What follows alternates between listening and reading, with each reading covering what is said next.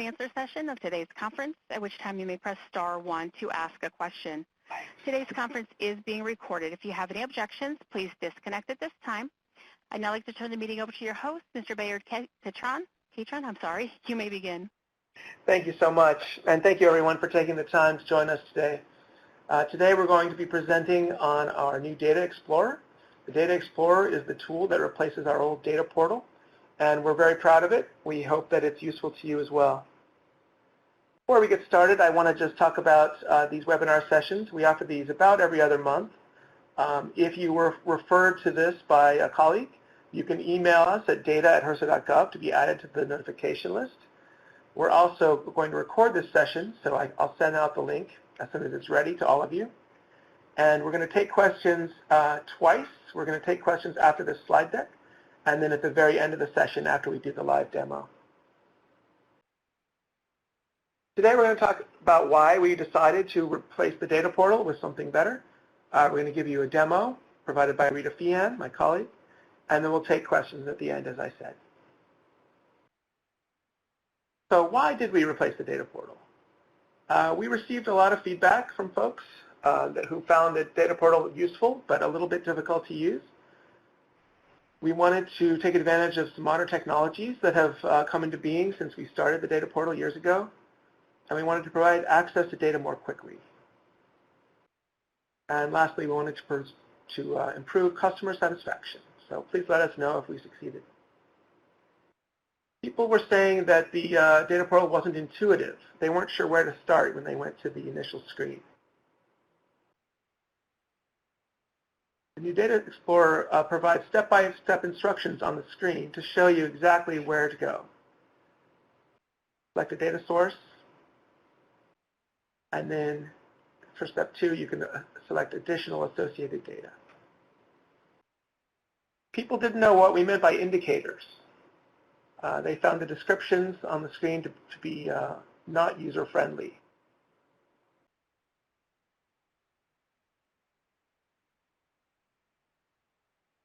The new Data Explorer offers user-friendly data column information in the information bubbles. You can see in the columns here, after each title, there's a little I in a circle. Those are called info bubbles. You can just hover over those to see information. Here you can see in the screenshot that health center location type is defined as health center service type description at location.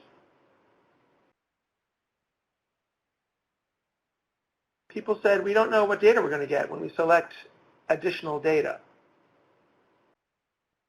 meaning a secondary data set. In the Data Explorer, you can see the data values instantly when you select them. There's a button you can see here called Show/Hide Data Columns. You can check and uncheck whatever columns you want, and they appear or disappear as you request.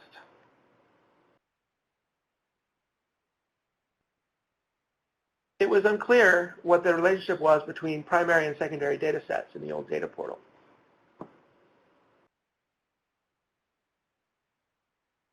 In the Data Explorer, you can see information about the data and how it relates to the other data set you selected. So you still select 2 data sources optionally, but you now see exactly how they connect in terms of the fields that they have in common.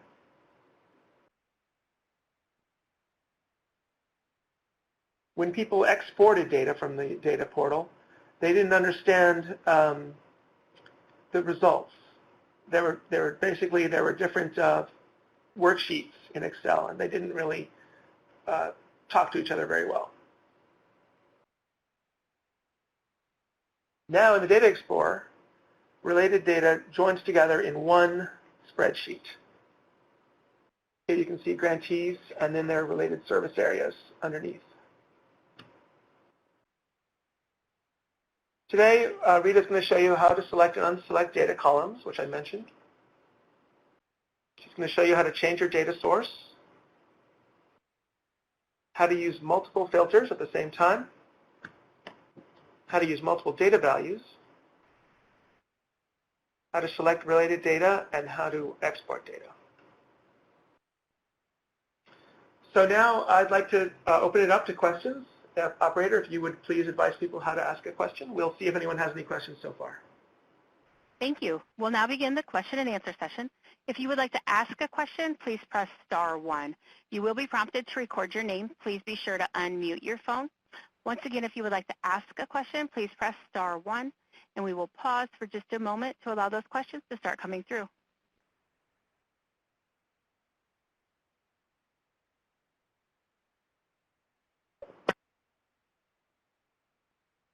Once again, if you would like to ask a question, please press *1 and record your name.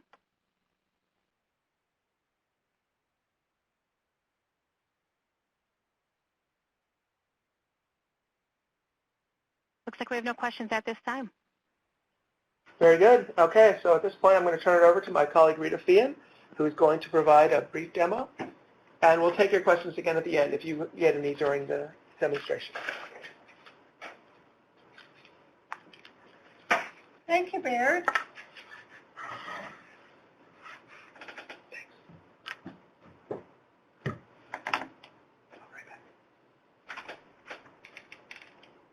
So from the top navigation bar, you can get to the Data Explorer using the Data drop-down here, or the Tools drop-down here. And just as Bayard mentioned in the introduction, the first thing that you'll notice are instructions here, which we didn't have in the data portal. So step 1 is to select a data source. And you'll also notice when you select a data source, the data source descriptions are listed on the right-hand side.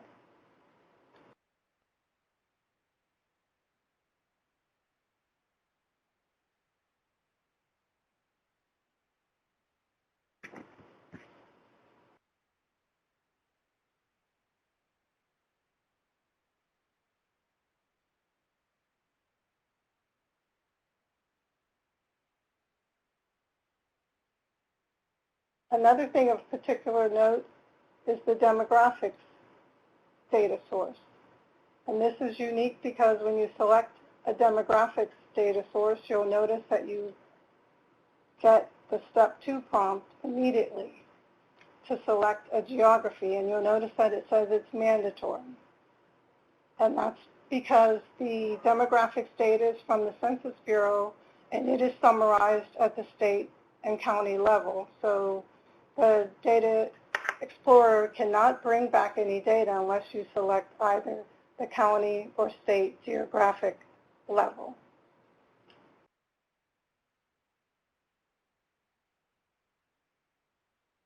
So again, that's why selecting any of these demographics data set selections will require a mandatory geographic level selection. Some are census, some are civil division, some are state, some are zip code, depending on which data set selection you choose.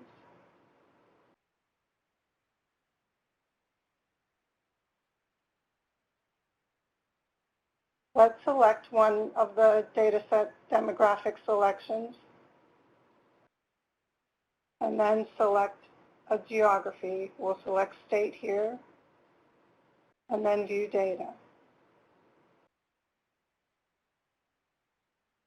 You notice that we were immediately presented with our data. And that's because in the data portal, you'll notice that we had primary column, data column selections.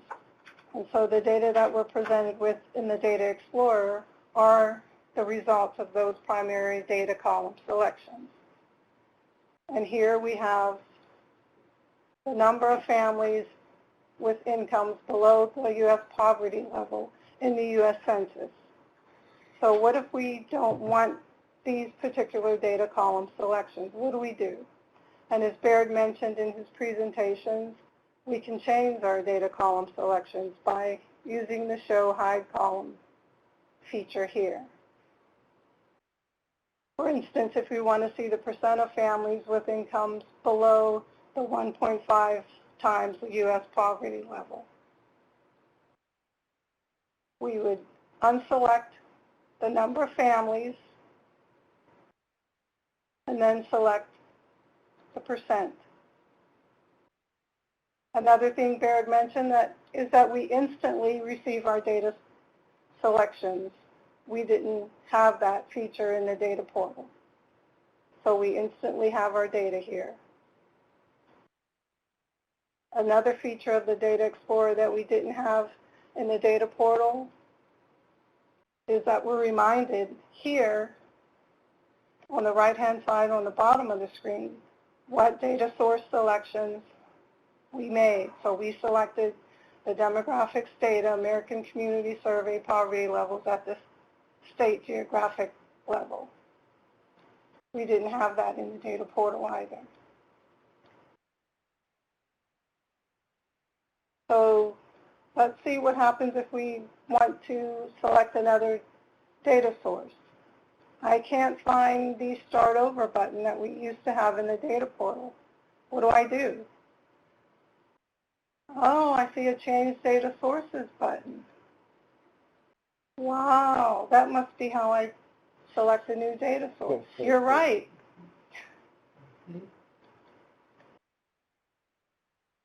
Let's select healthcare facilities here. And then view data.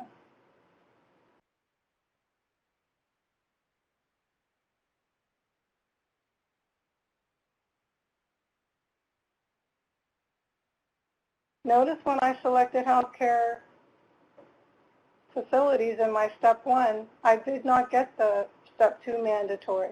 I got the optional step 2, select associated data. And we'll look at that later. However, we'll see how to filter our columns now.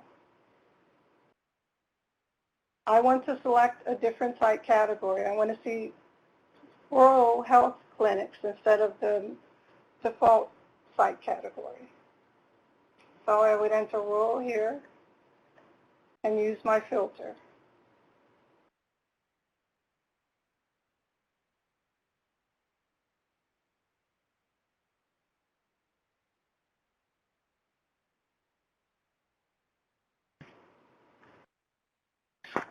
So I have the rural health clinics, and if I want to see rural health clinics in Michigan, for instance, I would put Michigan state abbreviation,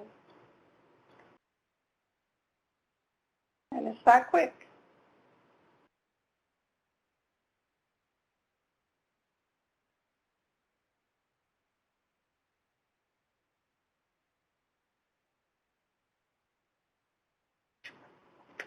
So let's look at another example.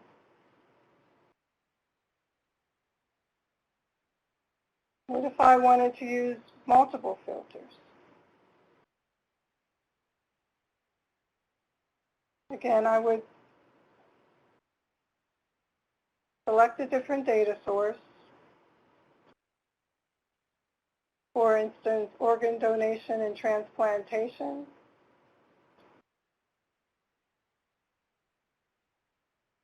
View data.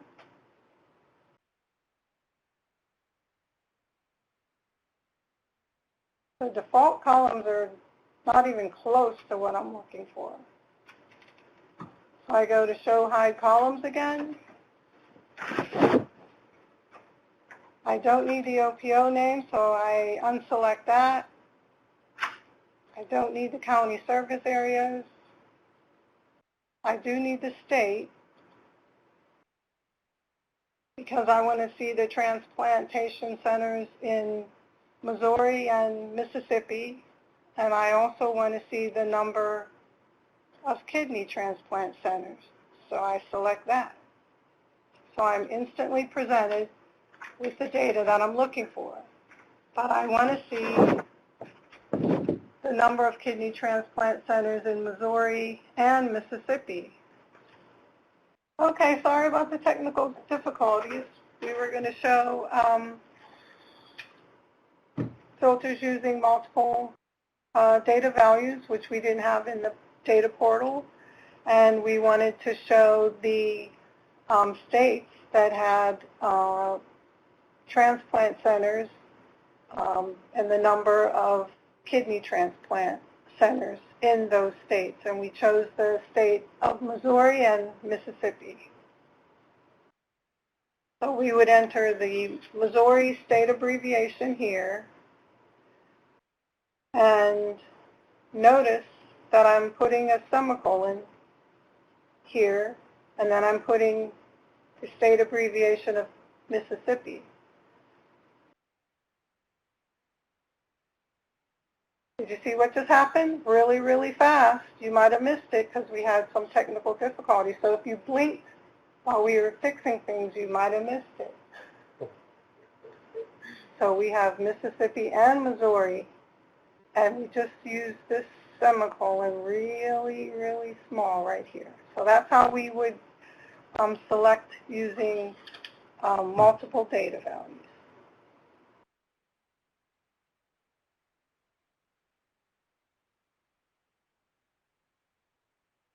So now if I wanted to select using multiple filters,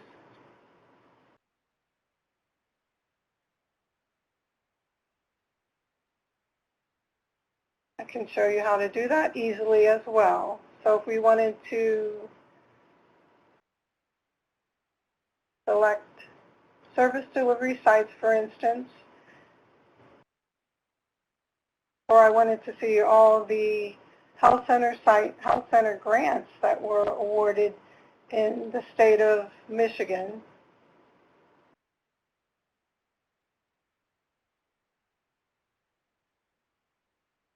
On HRSA grants view data,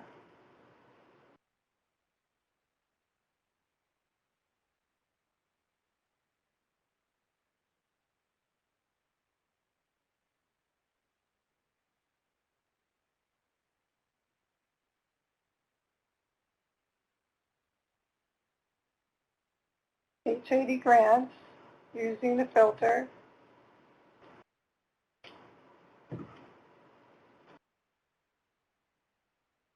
(2018), I want to see for fiscal year 2018.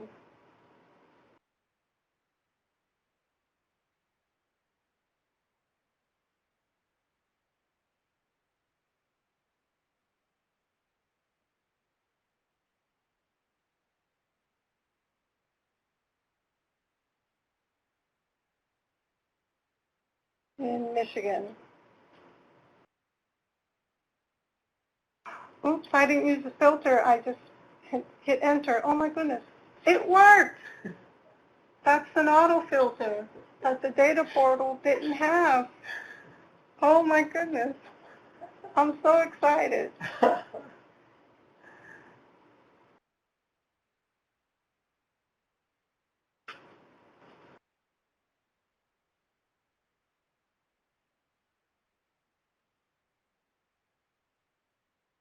Now let's look at what Bayard was talking about when he said customers complained about the primary and secondary data set in the data portal and having on the multiple worksheets in the Excel spreadsheet when you got the export. So let's demonstrate that. So let's say that I need to know which health professional shortage areas or HRSAs with a HRSA score of 15 have grantees in Wisconsin. So how would I do that? I would select step 1, select my data source, health professional shortage areas. Now look, I have step 2, which is optional. Select associated data, which I do want to do because I want to see HRSA grants. Now notice something very key right here, this text, right here where my mouse is. The resulting grid will display a plus sign where health professional shortage areas data is joined to applicable HRSA grants data. So that tells me which data sources I selected and how they're going to be joined using this plus sign. So I select View Data.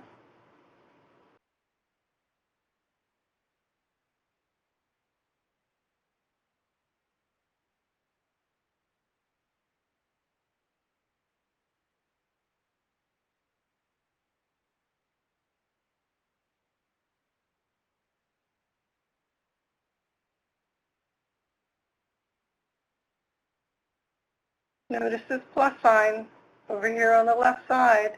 So I have my HRSA name and I have my grantees here. So I want to see HRSA score of 15. So I use my filter.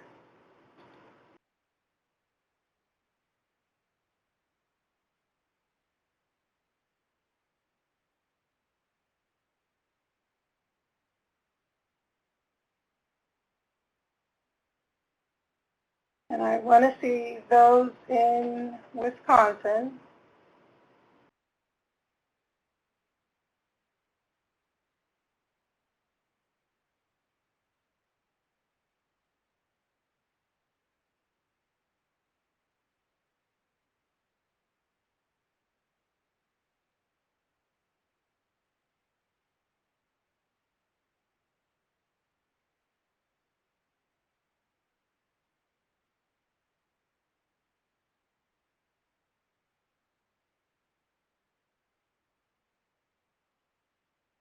And I don't want to see those that are withdrawn. So I only want to see those with the HRSA status of designated.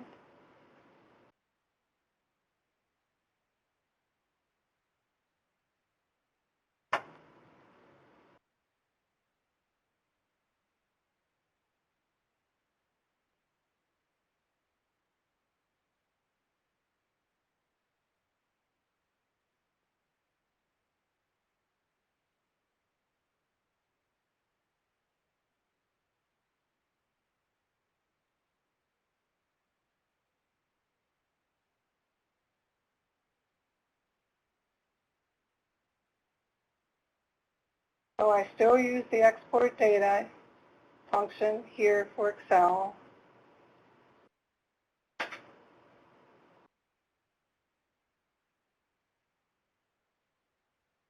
And just as in the data portal, I'll receive my Excel spreadsheet on the left-hand side here. And I'm hoping I don't get the dreaded spreadsheet with the 3 different worksheets that I have to put together. Let's see what I get. Wow! Wow. It's already put together for me.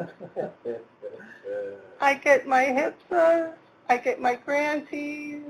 Oh, wow. I'm so excited. There you have it. As you can see, using the new technology enables the Data Explorer to offer many more capabilities in the data portal. Now back to Bayard. Thank you, Rita. That was great. And that concludes our slide deck and demo for today. Amber, if we could open it up to questions, we'll see if anyone has any questions on what they've seen so far. Absolutely. Once again, as a reminder, if you would like to ask a question, please press *1 and record your name. And again, we'll pause for just a moment to allow those questions to start coming through.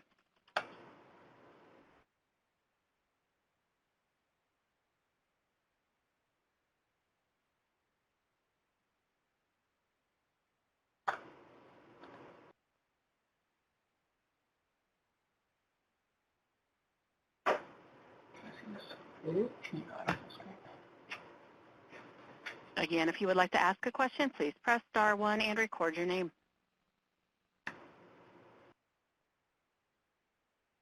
I saw that someone raised their hand in the Adobe room.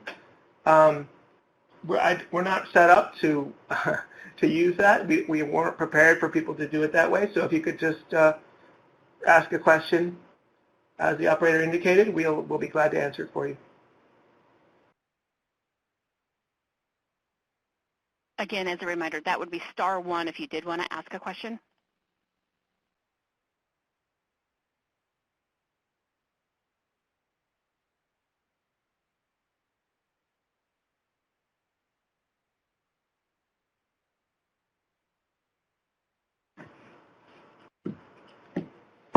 Looks like we don't have any questions today. If you This came through. I'm sorry. This question is from Mr. Anderson. Your line is open.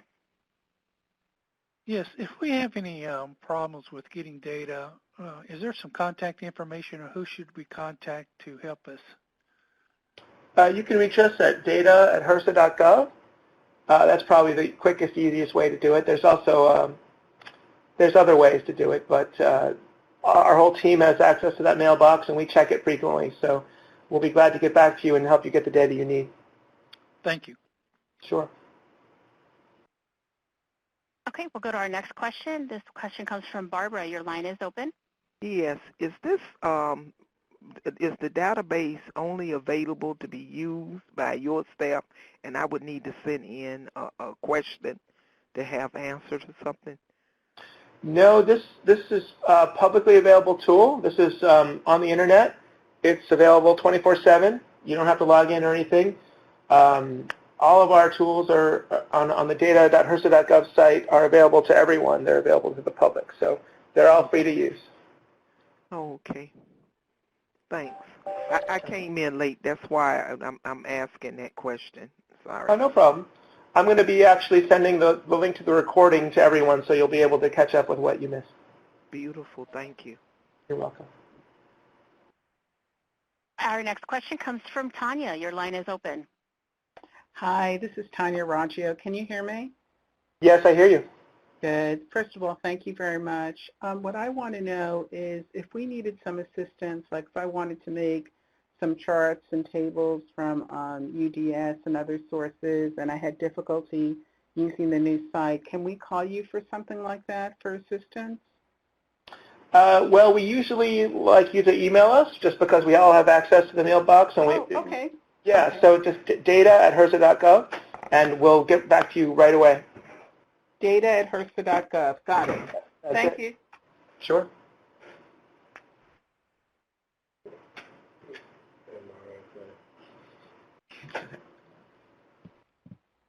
Our next question comes from Chuck. Your line is open. Yes, this data source is in addition to the HRSA data warehouse? Well, data.hrsa.gov is sort of the public-facing interface to the data warehouse. So the data warehouse is, our repository of data. And this website, data.hrsa.gov, is sort of the public data warehouse website. So all these tools link up with the data in the warehouse. Okay, so this is just an interface to the data warehouse. Exactly. Okay, thank you. Sure. Once again, as a reminder, if you would like to ask a question, please press *1 and record your name.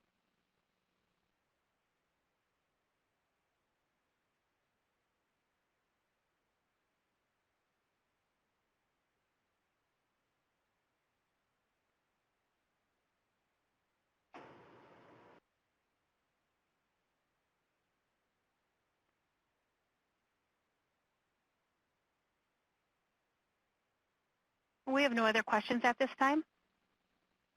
Great. Thank you for your help, Amber, and thanks everyone again for joining us. Once again, if you have any questions, reach out to us at data@hrsa.gov. We'll get back to you. And if you want to be added to our notification list, please note that as well. We will see you again in a couple months. Have a great day. Thank you. That concludes today's conference. Thank you for participating. You may now disconnect.